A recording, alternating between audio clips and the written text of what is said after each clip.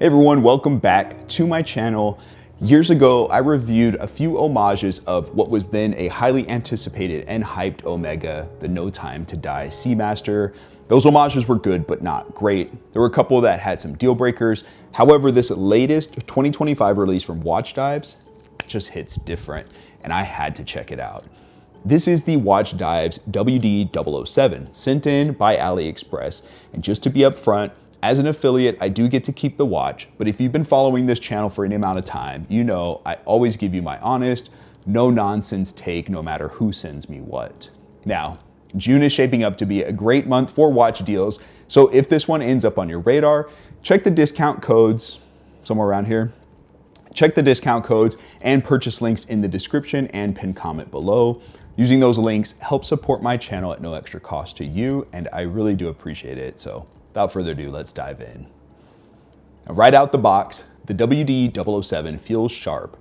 The grade 2 titanium case and caseback give it that lightweight, almost weaponized tool watch vibe. Plus it has an anti-fingerprint coating and hardened finish that keeps it looking clean and rugged. The case is completely satin finished with scalloped edges on the lugs that ties in perfectly with the scalloped edges along the bezel. The bracelet, on the other hand, is made from 316L stainless steel. It's this Milanese mesh style band that adds some vintage charm and wears surprisingly well. The finish is solid, edges are smooth, and it feels premium for the price. While it has the look down, it's not made from titanium like the Omega version. That said, I did find a third-party option out there that is made from full titanium in this mesh bracelet style that's available as an upgrade. So would you guys want to see a follow-up video comparing the titanium bracelet version? Drop me a comment and let me know. I'll grab it if you're curious. Let's hit numbers and specs real quick. So the case diameter is 42 millimeters. Lug to lug height's going to be right around 48 millimeters. The case thickness is just over 13 millimeters, including the dome sapphire crystal. Lug width is 20 millimeters. You're gonna have plenty of strap options, and the weight comes in at 55 grams without the strap, 113 grams on this mesh bracelet, or 73 grams if you go for the Bond NATO option.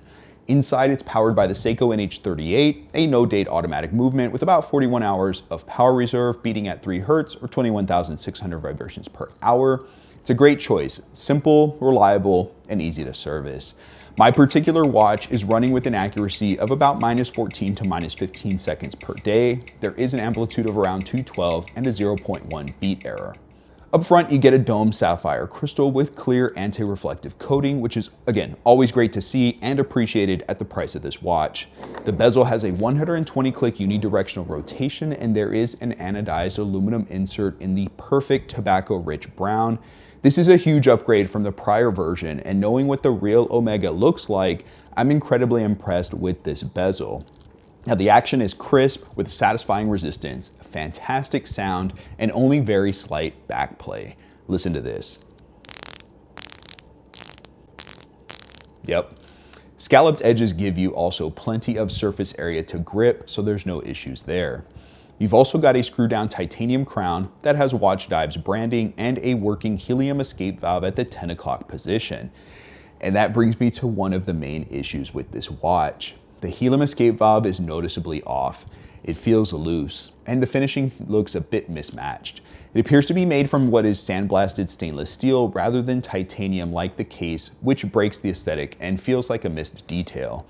Now I'll be honest and admit that I will never go saturation diving, and I have zero use for a helium escape valve, but I am a purist and I would have liked to have seen this crown made with titanium in a matching finish of the case and crown. Then there's the water resistance rating. The dial says 200 meters, but the actual tested depth according to the info on AliExpress is only 100 meters. It's still solid for swimming and light diving, but the mismatch is something worth calling out. Lastly, this mesh bracelet. While comfy, lacks a locking fold-over clasp. There is also no means of fine-tuning through micro adjustments, so finding a perfect fit can be tricky. This is the case with any bracelet styled like this, so you're either going to get lucky or you'll have options that are either going to be just a touch too tight or a bit too loose. For me, I always prefer a bit snug fit over the watch sliding up and down my wrist with every movement of my hands or arms. If you watch my channel long enough, you know I'm always moving around. The great part is if you feel you're not getting the right fit, the Bond NATO strap is included with the watch in this configuration, so you can always opt for that pairing. Now let's talk about what Watchdives did right, and there's quite a bit. The case quality and finishing are genuinely impressive at this price point. The faux Tina color on the hands and indices is spot on. It pairs beautifully with the deep, rich brown dial and bezel. The dial design is phenomenal on this newest version with the updated Watchdives logo printed at 12 o'clock, and I love that they kept the Ministry of Defense broad arrow at 6 o'clock. Finishing of the handset and indices impressed me for the price that this watch is being sold at. It spent a lot of time on my wrist recently, and honestly, it has me thinking quite seriously about buying the Omega sometime in the future. Next up, Lume Performance. Excellent. This No Time to Die version uses Swiss C3 Super Luminova. It's going to give it this light green glow, plus the bezel insert indices and hands are all fully lumed as well. The patina of the dial indices lean towards a lighter, almost lime green hue in comparison to the bezel with a more blue-green hue. The lume on the hands and indices will last just a bit longer than that of the bezel, but overall performance is great for the price, fading away within a couple hours from a full charge. Overall, the watch gives you that vintage military diver aesthetic in a modern titanium build with a lume that absolutely pops in the dark. If you're hunting for a lightweight, tough, and stylish dive watch that channels the James Bond No Time to Die vibe without the 5-figure price tag, this WD007 homage from Watchdives delivers great value. It's not perfect, the helium escape valve mismatch, the water resistance confusion, and the bracelet clasp are areas for improvement. But for the price, I gotta say, this is a legit piece worth checking out. And here's some great news. AliExpress is running its anniversary sale from June 16th to June 25th with up to 80% off site-wide. It's one of the biggest savings events of this year. So if you've had your eye on this piece or anything else, now's the time to act.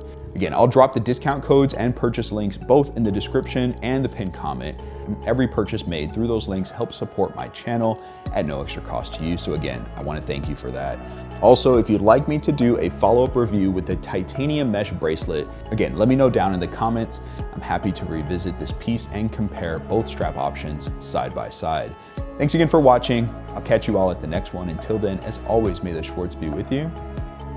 Take care.